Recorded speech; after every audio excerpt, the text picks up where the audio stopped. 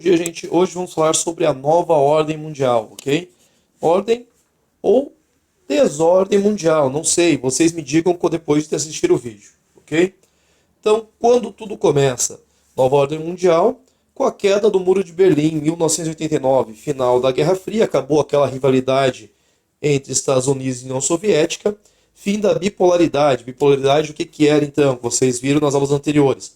O socialismo versus o capitalismo. Apenas o capitalismo reinou, tá, gente? Não tem hoje quase país socialista, são muito poucos países socialistas. O maior país socialista, então, seria a China, e a China age como socialismo de mercado. Nem dá para dizer que ainda é socialista realmente, apenas internamente.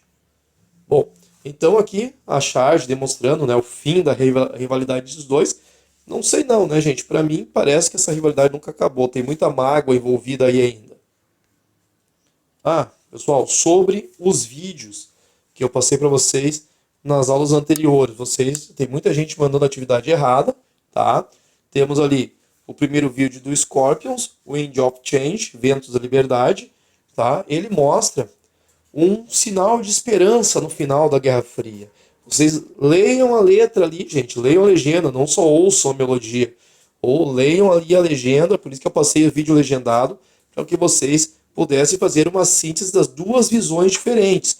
Os dois vídeos mostram uma visão diferente do que foi o final ali. O Wind of Change demonstrando uma esperança ali de união, olhem bem ali, tem muita mensagem nesse vídeo. E o outro vídeo do Guns N' Roses, que seria Welcome to Jungle, bem-vindo à selva. Que selva é essa que ele está falando? A selva capitalista, né, gente? Depois do final do socialismo, a queda do Muro de Berlim, o capitalismo reinou. Ali mostra esse vídeo um capitalismo mais selvagem, né? Um capitalismo que pode realmente engolir você. Então, preste atenção nas letras, façam uma síntese sobre o final da Guerra Fria e as versões diferentes, as ideias diferentes passadas nos dois vídeos, ok? Vamos em frente então. Reorganização política internacional. Então, como o mundo vai ficar depois do final da Guerra Fria? Temos ali a nova ordem mundial, fim da União Soviética, né? Os países da União Soviética agora passam à economia de mercado, assim como o restante do mundo. Apenas poucos países restaram como socialistas no mundo. Surgimento, então, da globalização, que seria a integração do comércio mundial, então é a grande ascensão do capitalismo, ok, gente? O capitalismo neoliberal. O que é esse neoliberalismo? O neoliberalismo ele vem das ideias liberais, que o mercado se autoajusta, o mercado ele vai se regular automaticamente, sem intervenção do Estado, ok? O Estado não vai intervir na economia. Aí, agora, com a atual crise, a gente vê um problema sobre isso. Por exemplo, as empresas estão falindo, está tendo desemprego, e os estados nacionais, né, os países, eles estão tendo que intervir, estão tendo que injetar dinheiro na economia. Muitas outras crises, né, que nós tivemos lá em 2008 também, começou nos Estados Unidos outra crise financeira, o Estado tem que intervir, o Estado teve que salvar os bancos da falência. Então, o neoliberalismo, que o mercado se autoajusta sem intervenção do Estado, é uma coisa que falha. Seguidamente ele acaba falhando, né? Lembrando que o mercado ele nunca vai acabar com a crise. Quem vai acabar com a crise realmente são os Estados nacionais, através de políticas públicas de redistribuição de renda, tá? Distribuindo renda para que o comércio volte a circular. Não pode nunca, a compra e a venda não pode parar nunca, senão o mercado vai à falência, as empresas vão à falência, né, gente? Então, o neoliberalismo ele prega o Estado mínimo, né? O Estado mínimo, não intervenção do Estado na economia, e aí, outras políticas aí que não vão entrar nessa aula. Bom, então, criação de organizações internacionais, né? Organizações internacionais, a ONU, OMG, FMI, OMS, então, Banco Mundial e outras aí. BRICS, o que é BRICS? Acredito que já falei para vocês, acho que no 8º ano. BRICS é um conjunto de países emergentes. Não seria um bloco econômico. É mais um grupo, assim como a gente vê que tem o G8, temos o G20, temos o BRICS. O BRICS que seria o conjunto de China, Brasil, Rússia, Índia, África do Sul, né? São países que são emergentes. O que são esses países emergentes? País emergente é um país que a sua economia está em ascensão. Ele não é um país que atingiu o nível dos países desenvolvidos. Ah, peraí, professor, mas a China é um país emergente. Como é que ela está no mesmo grupo que o Brasil ali? Mesmo que o Brasil, que a China é maior, a segunda maior economia do mundo é a China. Gente, para o país ser desenvolvido, se vocês se lembrarem daquela questão do IDH, um país desenvolvido, ele tem alguma, não é só mercado, não é só economia, tem as questões sociais que eles têm que resolver, tá? Então, problemas de renda, né, renda per capita das pessoas, saneamento, escolaridade da população, tudo isso vai entrar na conta ali para somar se um país é desenvolvido ou não, tá, gente? Então, todos esses países têm uma economia em ascensão, tá? Só que não alcançaram ainda certos índices sociais, principalmente sociais, tá, gente? Depois nós temos ali blocos econômicos. Nessa economia globalizada, muito importante se unir, né? Fazer uma união para que os países fiquem mais fortes dentro da união de um, dois, três ou vários países, né? Quase que um continente inteiro, como é o caso da União Europeia, vai formar uma economia forte. Porém, nós temos um problema. Num bloco econômico, temos países fortes e países mais fracos, tá? Os países fortes acabam dominando, puxando tudo para o seu lado, causando uma relação de dependência que nós vamos ver mais à frente ainda nessa aula, ok? Então, mundo bipolar até 1945, até o final dos anos 80. Como é que o mundo era visto antes? Então, primeiro, segundo, terceiro mundo. Primeiro mundo, países capitalistas ricos, ok? E o segundo mundo, países socialistas, principalmente ali da União Soviética. Bom, depois tínhamos o terceiro mundo, que seria o grupo dos países capitalistas pobres, não ricos, não tão desenvolvidos, ok? Em que o Brasil está inserido. Essa era a visão de mundo até o final da Guerra Fria. Tá? Como o mundo era, então, de um lado dividido países capitalistas, de outro lado países socialistas da União Soviética. Isso era a bipolaridade mundial. Como ficou agora, né? O mundo ficou assim. O norte, que são os países ricos, e o sul, que são os países pobres. Nós estamos nos países do sul, tá? Isso que nós somos a oitava economia do mundo atualmente.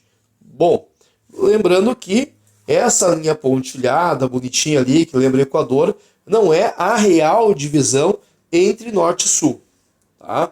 Aqui, nesse slide agora, está demonstrando os polos de poder. Com o fim da bipolaridade mundial, a ideia seria que os Estados Unidos dominasse economicamente o mundo. Bom, não foi exatamente o que aconteceu. Talvez ali, bem no início, foi o que aconteceu. Só que, no final das contas, criou-se vários polos de poder no mundo. Então não ficou uma unipolaridade mundial. Ficou um mundo multipolar, tá, gente? Então aqui, Estados Unidos dominando o mercado no continente americano, com certeza, é o país mais forte aqui, tá? Não que essa aqui é a maior área de influência dos Estados Unidos. Claro que ele também tem comércio no mundo inteiro, mas a sua área de influência maior é aqui. União Europeia, né? Principalmente a Alemanha, dominando ali o mercado europeu, mercado africano. Depois nós temos a China e o Japão dominando mercados na Ásia e na Oceania. Claro que isso aqui é apenas uma área de abrangência maior de seus mercados, porque a China com certeza comercializa com o Brasil, com outros países do mundo, o Brasil comercializa com a União Europeia, então não existe restrição total a esse comércio, mas aqui no mapa está mostrando as maiores áreas de influências dessas potências econômicas, ok? Depois aqui, a divisão norte-sul, como eu falei para vocês, ela não respeita a linha do Equador. Olhem lá a Austrália na Oceania. Ela é um país pelo Equador no sul, só que ela é um país desenvolvido, mostrando que ela está no norte aqui, segundo a regionalização de países desenvolvidos e subdesenvolvidos, ela estaria no norte, mas geograficamente ela é um país do sul. Aqui uma charge, né, mostrando nessa reorganização mundial o que seria então o norte. Os países do norte são detentores da tecnologia, tá? Detentores das empresas, né, multinacionais, e os países do sul eles são vistos na charge como produtores de matéria-prima, principalmente. Tá? Aqui outra charge mostrando os países do norte se esbaldando nas riquezas dos países do sul. Então, o novo milênio, mundo multipolar ou unipolar. Estados Unidos agora divide o poder com as economias em ascensão do Japão e da União Europeia, num novo equilíbrio mundial, a nova multipolaridade com 3 polos de poder que eu mostrei para vocês ali. Os polos de poder: Estados Unidos, União Europeia, destacando a Alemanha, que é o país mais forte da União Europeia, e depois lá na Ásia, China e Japão, tá? E unipolaridade. A unipolaridade dos Estados Unidos ficou na questão militar. Ainda hoje ele é a maior potência mundial em armas, ainda é os Estados Unidos, ok, gente? Então, economicamente, mas economicamente os Estados Unidos está no primeiro do ranking, ainda está, mas no primeiro do ranking, só que ele divide esse poder, ele está em primeiro, só que os outros estão ali batendo sempre no calcanhar, né, gente? Ele não tem uma hegemonia total. Na questão militar, a hegemonia é dos Estados Unidos. Então aqui uma charge interessante, né? Estados Unidos, considerando o cara, Estados Unidos como potência mundial, absoluta superioridade bélica estadunidense, influência cultural. Onde está essa influência cultural americana? Gente, sistema de comércio mundial, né? Essa cultura de consumo que a gente tem, vem de lá. Como é que eles mostram isso? Onde é que eles mostram isso? Cinema, séries de TV, influencia a cultura de diversos países. Alimentação, comidas prontas, redes de fast food, McDonald's, Burger King, tudo norte-americano, que vai exportando essa cultura mundial, tá? Sobre essa cultura, então, com toda essa integração econômica, integração das redes de comunicação, o mundo antes que era tão diferente, éramos tão diferentes, agora nunca se tornamos tão iguais agora, tá? Temos diversas culturas no mundo, todas elas diferentes, só com essa integração toda, estamos nos tornando muito parecidos. Porque o brasileiro, por exemplo, já engloba a cultura de outros países. E assim como a nossa cultura brasileira, ela é exportada a outros países também, através da comunicação, através de viagens, né? Esse mundo está ficando cada vez menor. Aqui sobre a globalização e a mundialização. Bom, gente, com a globalização, os países desenvolvidos, né, que são detentores das empresas multinacionais, da tecnologia, do desenvolvimento, né, exportaram suas multinacionais para os países subdesenvolvidos. As multinacionais, então, começam a se estabelecer nesses países em busca do quê? Mão de obra barata, gente. Tem muito desemprego nos países subdesenvolvidos. Então, tem uma mão de obra extremamente barata. Isso aí vai baratear seu produto para exportar para o mundo inteiro. Mão de obra barata, o que mais? Nós temos ali a questão das riquezas naturais, né? Então, matéria-prima em abundância, leis trabalhistas e ambientais extremamente flexíveis, voltadas a favorecer essas empresas multinacionais. Legal, a multinacional vem para cá, vai gerar emprego, vai gerar impostos, tudo bem. O problema é, o lucro dessas empresas não vai ficar aqui, por exemplo, aqui no Brasil. o lucro que essas empresas geraram, o grosso mesmo desse lucro, vai todo para o seu país de origem, tá? Seria Estados Unidos, Europa ou China, para o seu país de origem. Crises econômicas e a globalização.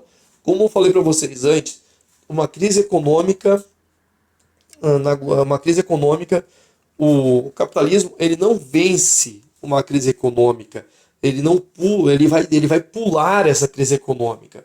A crise geralmente ela vem dos países desenvolvidos, onde a economia é mais integrada, né? Onde o neoliberalismo ele é maior, esse liberalismo econômico ele vai ser maior, e essa crise ela vai vir como uma onda que vai chegando gradativamente aos países subdesenvolvidos, ok? E quando há uma crise econômica, os estados têm que intervir na economia, têm que injetar dinheiro na economia, eles devem fazer políticas públicas para que políticas públicas para a redistribuição de renda, políticas públicas para gerar empregos, tá? Então aí numa crise econômica, num sistema globalizado, ela tende a afetar o mundo inteiro, pois a economia está interligada, gente. Então, festa da globalização. Nessa globalização, nós, os países subdesenvolvidos, nós somos como prestadores de serviços. Por isso aqui na charge mostra ali, né? Sejam bem-vindos, mas temos que entrar pela entrada de serviço ali, né? Somos prestadores de serviço para os países desenvolvidos, tá? E também existe a questão da dependência econômica. A economia dos países subdesenvolvidos depende muito da economia dos países desenvolvidos, tá? A questão do México, né? Grande parte do que é produzido no México é produzido por multinacionais que não são do país. Elas não são do país. Tá ali no país gerando emprego, gerando renda para as famílias, gerando impostos. Só que o dinheiro vai todo para os Estados Unidos. O México está incluído no NAFTA, né? Que é o grupo ali entre Estados Unidos, Canadá e México. O México está incluído. Só que o México é o elo mais fraco da corrente. Sendo o elo mais fraco da corrente, ele se torna dependente desse comércio. Tá? Se de repente os Estados Unidos parar de comercializar com o México, vai arruinar a economia do México. Então é uma coisa que acontece. Tá? Os países subdesenvolvidos dependem desse capital estrangeiro, dependem dessas exportações, porque através da exportação que o capital dos países desenvolvidos vai entrar nos nossos países. Desemprego. Gente, duas formas de desemprego. Primeiramente aqui, vamos ver, o desemprego estrutural. Pessoal, o desemprego estrutural é aquele desemprego causado pela evolução da tecnologia, ok? A tecnologia evolui, né? As empresas começam a colocar robôs na linha de produção, desempregando a mão de obra humana cada vez mais. Então, é o desemprego causado pela reorganização da estrutura das empresas, ok? Mas o que vocês têm que fazer? Nós temos que nos especializar cada vez mais. Mesmo assim, vai gerar desemprego, tá? Vamos dizer que não vai ter 10 pessoas sendo empregadas para uma máquina. Não, vai ter um especialista ali. Mas aquela mão de obra sem especialização que você poderia... quando a gente lembra lá da primeira Revolução Industrial, que eu poderia pegar qualquer um na rua para fazer o mesmo emprego que eu demitia um funcionário, isso aí está mudando, porque eu preciso de uma mão de obra especializada naquela determinada tarefa. Então, uma mão de obra que não tem sem estudo vai ficar desempregado, com certeza, tá, gente? Nessa nova organização. E também temos o desemprego conjuntural. O desemprego conjuntural, gente, é o desemprego causado pelas crises econômicas. Geralmente, os empregos perdidos durante uma crise econômica, quando o mercado volta a funcionar, esses empregos voltam. Então, o desemprego conjuntural, ele é um desemprego de curto prazo.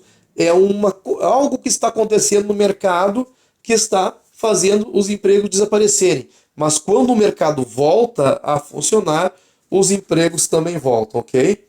Então, gente, espero que tenha sido útil para vocês, tá? E tenha ajudado na compreensão da matéria, ok?